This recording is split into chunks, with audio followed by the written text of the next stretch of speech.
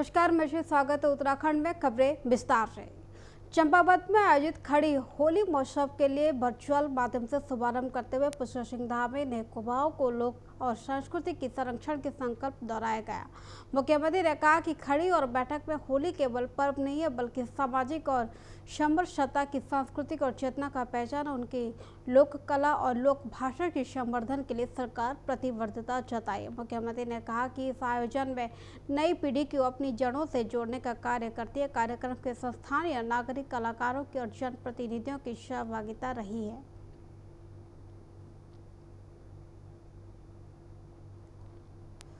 उत्तराखंड में राज्य के आपदा प्रबंधन प्राधिकरण के द्वारा राज्य के आपदा जोखिम में कम करने के लिए अर्ली वार्निंग और सिस्टम की लगातार सशक्त किया जा रहा है। सचिव के आपदा प्रबंधन एवं पूर्वास विनोद कुमार समित ने बताया कि रक्षा और भू संस्थानिक अनुसंधान को प्रतिष्ठान के द्वारा राज्य के 10 जनपद को ऑटोमेटेड और वेदर और सिस्टम के लिए संपादित किया जाएगा। अधिक से 8 स्टेशन के अधिकाशी और टिहरी के लगाए जाएंगे। इसके अलावा पीड़ा 7 देहरादून और 5 रुद्रप्रयाग की बागेश्वर 3 और अल्मोड़ा में 2 तथा नैनीताल के हरिद्वार में 1-1 स्टेशन स्थापित होंगे। उपकरण के मौसम के सटीक और त्वरित जानकारी के मिल सकेगी, जिससे समय के रहते चेतावनी जारी कर जन हानि की नुकसान को कम किया जा सके। देखिए, जो सिस्टम है वो थोड़ा सा अभी जो सर्कुलेशन पैटर्न था उसमें तो थोड़ा सा शिफ्टिंग हुई है और थोड़ा सा वीक भी पड़ गया सिस्टम। तो कल तो हमारे को उत्तरकाशी जो है चमोली, उत्तरकाशी, रुद्रप्रयाग, पिथौरागढ़, बागेश्वर में जो है कुछ काफ़ी जगह पर हमारे को बारिश, हल्की बारिश देखने को मिली है। और एक आध जगह पे बाकी और भी जैसे मसूरी और नगर वाले एरिया में भी और देहरादून के कुछ और उत्तरकाशी कुछ और निचले इलाकों में भी बूंदाबांदी देखने को मिली है। तो इसी तरह का सीन आज भी जो है, इसी तरह की परिस्थिति आज भी बनी हुई है। तो अभी हल्का, हालांकि वीक हो गया सिस्टम, वीक हो रहा है सिस्टम, तो ये जो है आज ऐसे देखने को हमको मिल सकता है। खासतौर से उत्तरकाशी, रुद्रप्रयाग, चमोली, पिथौरागढ़ और बागेश्वर में हल्की से बहुत हल्की बारिश या बर्फबारी जो लगभग 3500-3400 मीटर से ऊंचाई वाले इलाकों में देखने को मिल सकती है। केदारनाथ धाम यात्रा की तैयारी के अंतिम रूप दिया जा रहा है। इस क्रम में जिलाधिकारी विशाल मिश्रा तिलवाड़ बाजार के क्षेत्र में निरीक्षण किया गया। उन्होंने राष्ट्रीय राजमार्ग पर चल रही कार्यों के अतिक्रमण को हटाने की स्थिति जायजा लिया गया। डीएम ने स्पष्ट निर्देश दिए कि अधिग्रहित और भूमि में किसी प्रकार के अतिक्रमण बर्दाश्त नहीं किए जाएंगे। दुकानदार के द्वारा निर्धारित सीमा से बाहर सामने रखने पर नगर की पंचायत माध्यम से चालानी कार्रवाई की जाएगी। उन्होंने कहा, यात्रियों की सुरक्षा सुगम आवागमन के लिए ये कदम आवश्यकता है।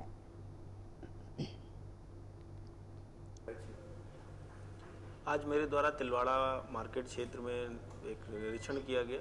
वहाँ पर एनएच का कार्य भी अभी गतिमान है। मेन जो कार्य है वो ये है कि जो अधिग्रहण हो चुके हैं, जिनको मुआवजा दिया जा चुका है, उनके द्वारा अभी अगर अपना भवन नहीं हटाया गया है या भवन तोड़ लिया गया है और उसका मलबा पड़ा हुआ है तो उसको हटाने के निर्देश दिए गए हैं।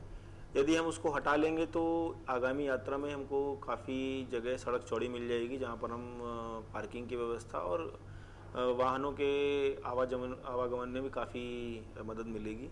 तो इसलिए आज स्पेशल एक बैठक भी की गई थी एनएच के साथ में कि जो भी एनएच के इश्यूज़ हैं उसको तत्काल रिजॉल्व किया जाए। उत्तराखंड के जल संस्थान को संविदा और श्रमिकों के सरकार के विभागीय प्रशासन पर उपेक्षा के आरोप लगाते हुए आंदोलन की चेतावनी दी। संघ के शाखा अध्यक्ष सुरजीत डोबारिया ने कहा कि मांग की समाधान नहीं होने पर भी 26 फरवरी को डीएम के कार्यालय के परिसर में आत्मदाह किया जाएगा। उनके आरोप में वर्ष में शब्रत और कर्मचारियों के विभागीय नियुक्त और सामने कार्य सम्मान की वेतन को हटाया गया। 38 और श्रमिकों के पूर्ण बहाली से मांग कर कई सुनवाई नहीं हो रही है। वहीं अधीक्षण के अभियंता में प्रवीण और सेना ने कहा कि संबंधित कर्मचारियों के ठेकेदार के अधीन कार्यता और हटाने के निर्णय ठेकेदार के द्वारा किया गया। उन्होंने बताया कि कर्मचारी अन्य संस्थानों के कार्य करने किया गया था, जिस पर विवाद की स्थिति बनी हुई है। जी, पहले तो नमस्कार। पहले आपका बहुत बहुत धन्यवाद कि आपने ये हमारे पास आए। और मैं ये बताना चाह रहा हूँ कि विगत में 2011 से और 2025 तक यहाँ पे जल संस्थान में कार्यरत कर्मचारी ज्वालवा देवी में कार्य करता आ रहा था। यहाँ पे मैं डीएम मैडम से भी मिला, कई बार मिल चुका हूँ और उनका यह कहना है कि आपके जो विभागीय अधिकारी हैं यह आपके द्वारा आप उनसे जाकर के बात कर लीजिए। परंतु परसों जब मैं यहाँ पे आ रखा था तो परसों भी मैंने आपको वाइट दे रखी थी और यहाँ पे जो जेई साहब थे ये यहाँ पे हमारे सुशील कुमार सर जिनके द्वारा ये षड्यंत्र रचा गया, सुशील कुमार जेई साहब, परवीन सैनी साहब और मुख्य महाप्रबंधक डीके सिंह साहब। प्रदेश में आगामी विधानसभा चुनाव से पहले राजनीतिक दलों का एक दूसरे के आरोप और प्रत्यारोप की सिलसिला शुरू हो चुका है, जहां एक और सबसे बड़ी विपक्ष पार्टी कांग्रेस ने अपने दावा पेश में प्रदेश की सत्ता पाने की जद्दोजहद हो रही है। वहीं भारतीय जनता पार्टी आगामी चुनाव के विजय होने के लिए अपना पूरा विश्वास जताते हुए नजर आए। इस क्रम में भाजपा के प्रदेश महामंत्री कुंदन परिहार का भी कहना है कि प्रदेश में जनता को लंबे समय में टिक रहने वाली स्थायी सरकार अच्छी योजना को शिलान्यास करने वाली सरकार अपनाना चाहती है। प्रदेश में महामंत्री ने बताया कि प्रदेश में जनता की भारतीय जनता पार्टी अब तक जनता के लिए ही तमाम नीतियों की लाभकारी योजना को देखते हुए चुना गया। जनता के विश्वास के जीतने के लिए भारतीय जनता पार्टी विजय के आगामी 2027 की चुनावी और विजय भवन ध्वज लहराएगी। देखिए, कांग्रेस को क्या चाहिए ये तो अलग विषय है, लेकिन जनता को स्थायित्व चाहिए। जनता इस उत्तराखंड में एक स्थायी सरकार चाहती है, जो सरकार लंबे समय तक 15-20 वर्षों तक अच्छी योजना बना सके, और उसके लिए उन्होंने भारतीय जनता पार्टी को जब से चुना है तब से लेकर के भारतीय जनता पार्टी जनता के हित में अनेक लोक कल्याणकारी योजनाएं बना रही है। और इसके माध्यम से आज जनता का विश्वास भी भारतीय जनता पार्टी ने लिया है, और आज अनेकों चुनाव के माध्यम से भी हम देखते हैं कि भारतीय जनता पार्टी जनता का विश्वास अर्जित करने में सफल भी है। और आगे जो जहां 2027 के विधानसभा चुनाव होंगे, इस चुनाव में भी भारतीय जनता पार्टी एक बड़ी विजय की ओर आगे बढ़ेगी। और कांग्रेस के पास कोई मुद्दा नहीं है, मुद्दा विहीन कांग्रेस है। गैरसैंण में विधानसभा भवन को लेकर सियासत तेज हो गई है। लैंसडाउन के विधायक महंत और दिलीप रावत ने वहां ऑक्सीजन की कमी को मुद्दा उठाया था। इस कांग्रेस के प्रदेश अध्यक्ष गणेश गोदियाल की सरकार पर तंज कसते हुए कहा कि बीमार और विधायक के लिए ऑक्सीजन का व्यवस्था सरकार करनी चाहिए। उनका कहना है कि यदि सरकार ये व्यवस्था नहीं कर पाती तो कांग्रेस खुद गैरसैंण की ऑक्सीजन के उपलब्ध कराएगी। गोदियाल ने कहा कि बताया कि उन्होंने इस विषय पे महंता और दिलीप रावत की बातचीत भी की है। भारतीय जनता पार्टी के दो नेताओं के मैंने बयान सुने। मैं लैंसडाउन के विधायक जी का मैंने बयान सुना और दूसरा चमोली जी का मैंने बयान सुना। इसके अलावा और भी कोई होंगे तो मैंने नहीं सुना, पर ये दोनों का बयान मैंने सुना।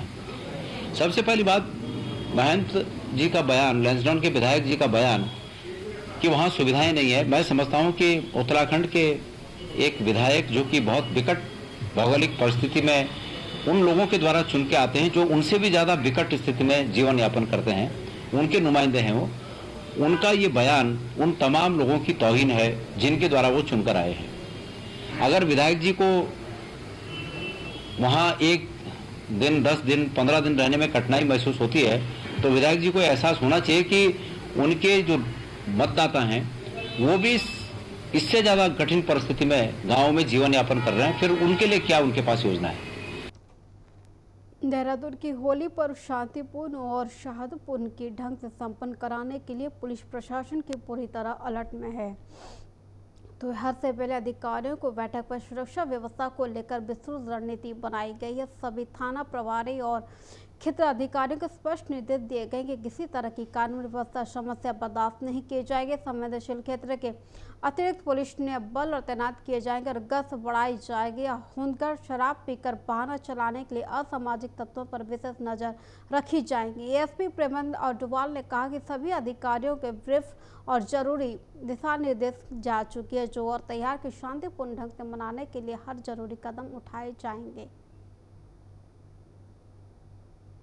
आगामी होली के त्यौहार को लेके सभी थाना प्रभारियों को, सभी क्षेत्र अधिकारियों को ऑलरेडी ब्रीफ किया जा चुका है। किसी प्रकार की कोई भी लॉ एंड ऑर्डर की समस्या ना हो, साथ में त्यौहार को बहुत ही शांतिपूर्वक और अच्छे उल्लास के साथ मनाया जाए। इसको लेके देहरादून पुलिस लगातार प्रयास कर रही है और उसमें जो भी कदम उठाए जाने होंगे वो हम लोग उठाएंगे।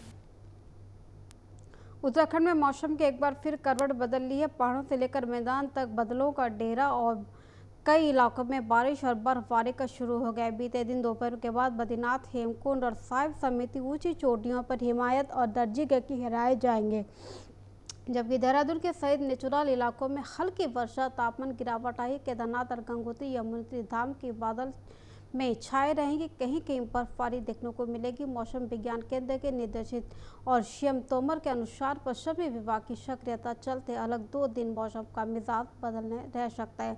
उत्तरकाशी, चमोली, रुद्रप्रयाग, बागेश्वर और पिथौरागढ़ जिलों में हल्की वर्षा संभावना, जबकि 3400-3500 मीटर अधिक ऊंचाई वाले क्षेत्रों में बर्फबारी हो सकती है। देहरादून और आसपास के इलाकों में आशंका बादल छाए रहेंगे और न्यूनतम तापमान और मामूली गिरावट दर्ज हो सकती है। वहीं मैदानी बारिश के आसार और अभिकृता की कम है। देखिए, जो सिस्टम है वो थोड़ा सा अभी जो सर्कुलेशन पैटर्न था उसमें तो थोड़ा सा शिफ्टिंग हुई है और थोड़ा सा वीक भी पड़ गया सिस्टम। तो कल तो हमारे को उत्तरकाशी जो है, चमोली, उत्तरकाशी, रुद्रप्रयाग, पिथौरागढ़, बागेश्वर में जो है कुछ काफ़ी जगह पर हमारे को बारिश, हल्की बारिश देखने को मिली है। और एक आध जगह पे बाकी और भी, जैसे मसूरी और नगर वाले एरिया में भी और देहरादून के कुछ और उत्तरकाशी कुछ और निचले इलाकों में भी बूंदाबांदी देखने को मिली है। तो इसी तरह का सीन आज भी जो है, इसी तरह की परिस्थिति आज भी बनी हुई है। तो अभी हल्का, हालांकि वीक हो गया सिस्टम, वीक हो रहा है सिस्टम, तो ये जो है आज ऐसे देखने को हमको मिल सकता है। खासतौर से उत्तरकाशी, रुद्रप्रयाग, चमोली, पिथौरागढ़ और बागेश्वर में हल्की से बहुत हल्की बारिश या बर्फबारी जो लगभग 3500-3400 मीटर से ऊंचाई वाले इलाकों में देखने को मिल सकती है। उत्तराखंड में नागरिकता और संशोधन के अधिनियम के तहत 153 हिंदू शरणार्थी की भारतीय नागरिकता और प्रदान किए जाने की प्रक्रिया शुरू की गई है। केंद्रीय गृह मंत्रालय, राज्य गृह विभाग की जांच के बाद पाकिस्तान से आए 146, अफगानिस्तान और 6 लोगों के आवेदन स्वीकृत किए गए। इसके साथ ही अब ये सभी भारत नागरिकता पाने की जाएंगे। वहीं कांग्रेस के इस मुद्दे पर सवाल उठाएंगे प्रदेश में प्रवक्ता गरिमा मोहन निदेशानी का कहना कि नागरिकता आधार संशोधन समानता होनी चाहिए, जिसमें से जाति धर्म आधार में भेदभाव नहीं होना चाहिए। मानवीय आधार पर हर उत्पीड़ित व्यक्ति के साथ है, कोई भी पीड़ित है, शोषित है, उसके साथ हम खड़े हैं। लेकिन हम मानते हैं कि नागरिकता का जो मुद्दा है वो संविधान की समानता के आधार पर होना चाहिए। जो संविधान में समानता की भावना उद्धृत की गई है उसके आधार पर होना चाहिए। उसमें कोई जाति धर्म का भेदभाव नहीं होना चाहिए। और कहीं ना कहीं हमें ऐसा लगता है कि भाजपा सरकार इसको राजनीतिक रूप से भुनाने का प्रयास करती है। उत्तराखंड में विधानसभा का बजट सत्र में 9 से 13 मार्च तक ग्रीष्मकालीन राजधानी गैरसैंण की स्थिति भरोडी शहर के विधानसभा भवन में आयोजित होगा। 5 दिवसीय स्तर के 11 मार्च वित्तीय वर्ष 2026-27 के बजट पेश किए जाएंगे। स्तर की अवधि को लेकर कांग्रेस के भाजपा पर हमलावर और अवधि बढ़ाने की मांग कर रहे भाजपा के प्रदेश अध्यक्ष महेंद्र भट्ट ने कहा कि स्तर की तिथि सरकार की तय करती है, जिसके बाद भी कार्य मंत्रणा समिति और दलों की सहमति निर्णय भी लिया जाता है। उनका कहना है कि कामकाज से अधिक होने पर स्तर की अवधि बढ़ाई जा सकती है। मंत्रणा समिति तय करती है। अगर सरकार का कार्य बढ़ेगा तो आगे बढ़ सकता। मुझे आश्चर्य इस बात का होता है कि सरकार चीजें तिथि तय करती है लेकिन फिर कार्य मंत्रणा बैठती, कार्य मंत्रणा में चीजें तय होती है। इसलिए कार्य मंत्रणा में कांग्रेस सभी दलों के लोग होते हैं, इसलिए कितने दिन का सत्र है, सरकारी काम जितना होता है उतने दिन सत्र होता है। तो सत्र को अगर आवश्यकता पड़ेगी तो बढ़ाया भी जाएगा। ये थी आज की बड़ी खबरें। फिर मिलते हैं अगले बुलेटिन के साथ, तब तक के लिए नमस्कार।